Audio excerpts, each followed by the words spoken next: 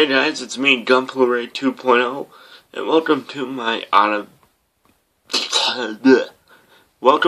Autobots review for the RH-79 GS Ground Gundam Type S. High grade Gundam Thunderbolt 1144 scale kit. Now I gotta say, I really love the way that this kit came together. For my first Thunderbolt kit, I went with a pretty good choice,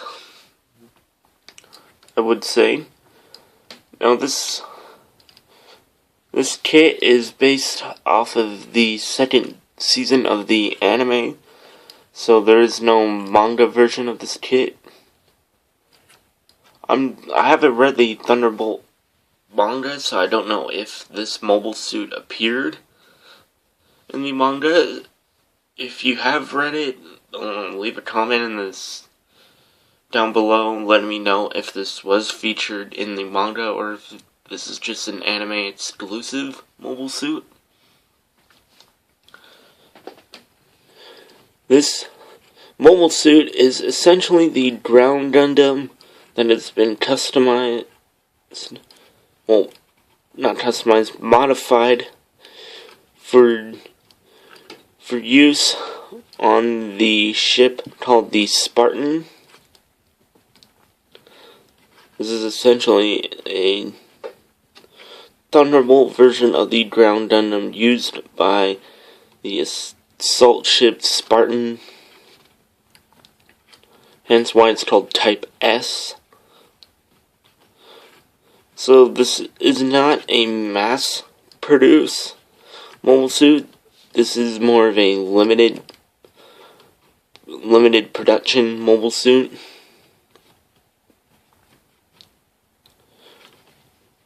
But either way, it looks really nice. I really love the whole Thunderbolt style of the ground Gundam. Now let's go into the articulation, starting off with the head. The head can spin all the way around, go slightly back and forth, move it around, look up about that much, look down that much. And I used these foil stickers for the eyes. And there's this one on the head, right near the small little antenna thing. There's no V-fin. There's also supposed to be a sticker for the camera, but it was just really small, and I do not deal with small stickers.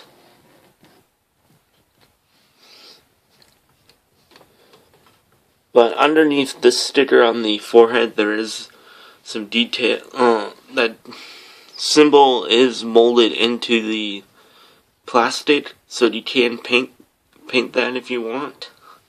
I don't have any plans on ever painting this kit, so, but I do plan on panel lining it though.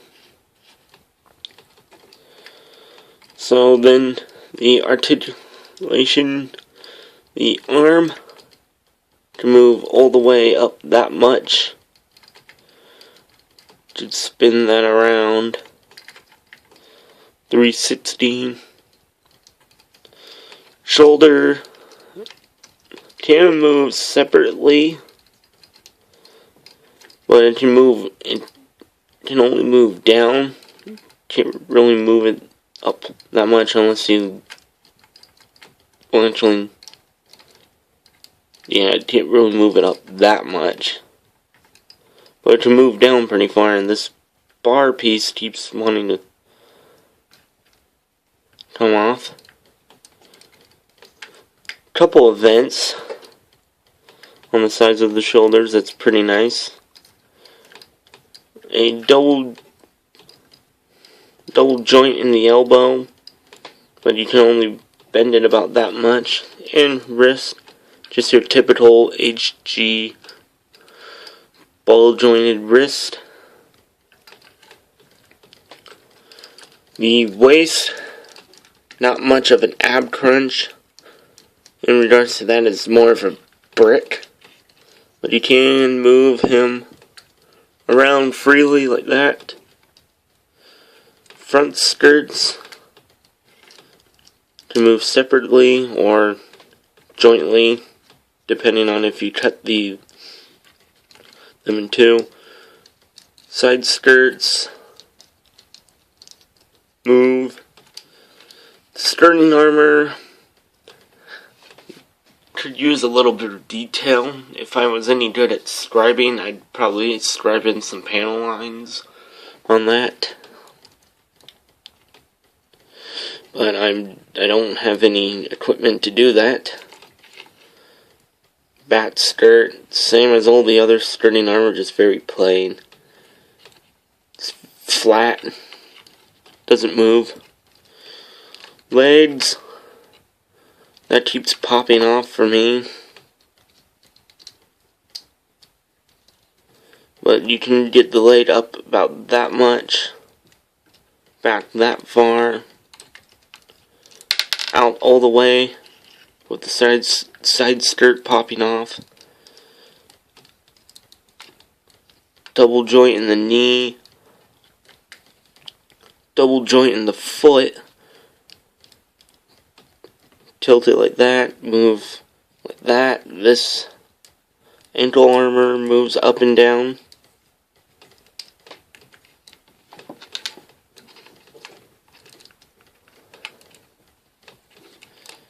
And for both the arms and the legs, you have some movement up there in the thighs and in the upper arms, so you can move these around. I keep forgetting to cover that part when I'm reviewing these kits. And these parts on the backpack move. And that is it for the articulation. It's really good. It could use some more, some better articulation in the chest, in the torso. Other than that, the articulation is really good. You can get in some pretty good poses. Now let's move on to accessories. And you do get 2 beam sabers. You get these 2 light clear pink beam effect parts. You get a slew of different hand options. I have the closed hands on it. You get 2 trigger finger hands.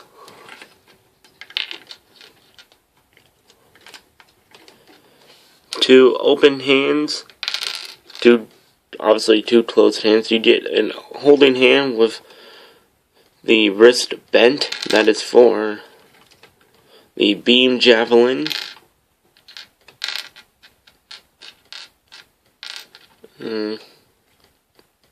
Just keep that on there.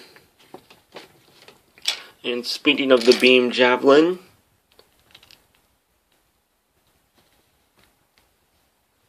you do get that, and it has a really cool looking effect part at the end.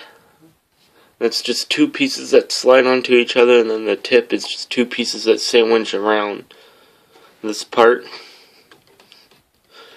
Now the middle section where these little beam parts come out of, that needs to be painted white for it to be accurate. And in order to put this in hand, grab the one with the bent wrist, you have to pop that off. And voila!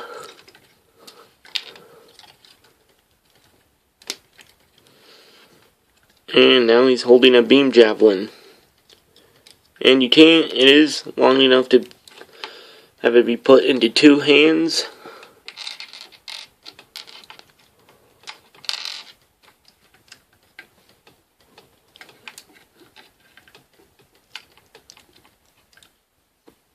like so with the secondary, and like that. Just pop these off.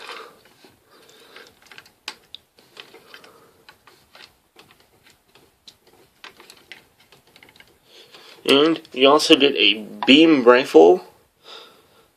At first, I didn't really care for the design of this beam rifle, but now that I have it in hand and I'm looking at it, its design has been growing on me.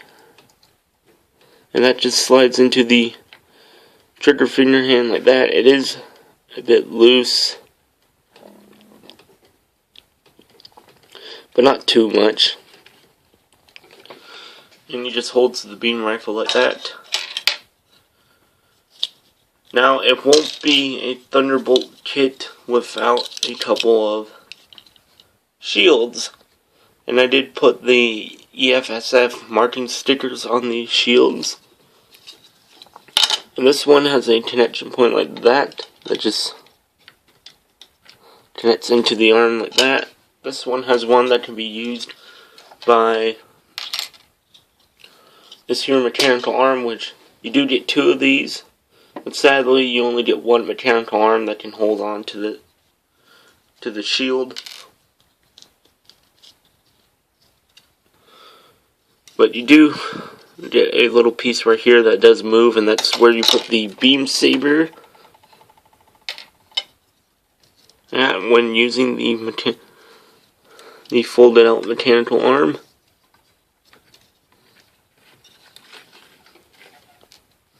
And now he has two shields. You can also put them on the arms. You do get a couple of just regular style shield arm connection parts. You do get another mechanical arm, and that's for holding the beam rifle. And since a lot of these parts are based off of were coming from runners from the Thunderbolt GM, you do get a lot of extra parts from the GM. You get the lower legs, you get most of the backpack, you get the mechanical arms, as well as the folded up versions, and you get all of the GM head except for the visor. So if you just want to like scratch build a visor or pull one off of another GM or just paint that in there, you can have a ground Gundam Type S with a GM head, which would be really cool.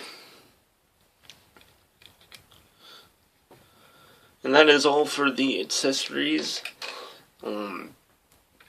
Just some of my final thoughts on this kit. It's one of my favorites of the Thunderbolt line, and I'm really glad I finally got my hands on this kit. Articulation is really good. Seam lines.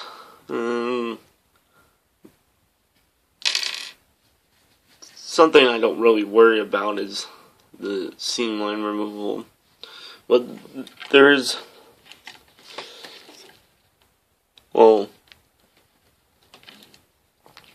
isn't really too much seam lines that I can think of.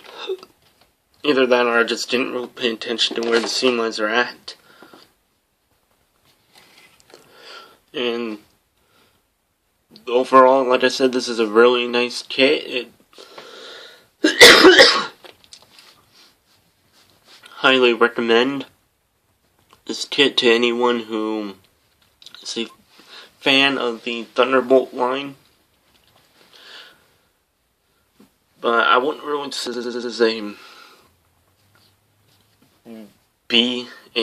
beginner kit.